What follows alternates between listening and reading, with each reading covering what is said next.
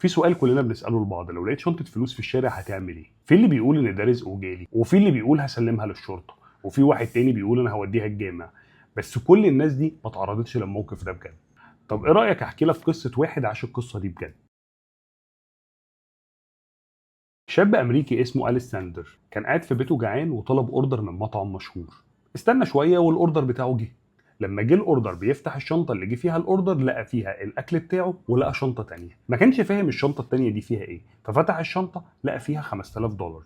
في الاول فضل مستغرب ومش فاهم ايه اللي بيحصل ده، هو ده مقلب ولا كاميرا خفيه ولا ايه ده بالظبط؟ واي حد مكانه كان ممكن ياخد الفلوس ومحدش يقدر يقول له انت بتعمل ايه. بس هو قرر يعمل حاجه مختلفه، لبس هدوم ونزل ركب عربيته وراح لهم المطعم عشان يفهم الفلوس دي بتاعت ايه.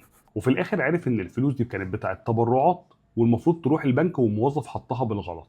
طبعا اداره المطعم اتصدموا من تصرفه ونزلوا له شكر على كل مواقع السوشيال ميديا، وادوا له فاوتشر توصيل مجاني مدى الحياه. افتكر كويس ان الامانه بتعلي قيمتك انت قدام نفسك قبل ما بتعليها قدام الناس، وده الاهم بكتير. والافعال اللي انت بتعملها كده كده بتلف وترجع لك. ده قانون بس من غير محكمه. سلام.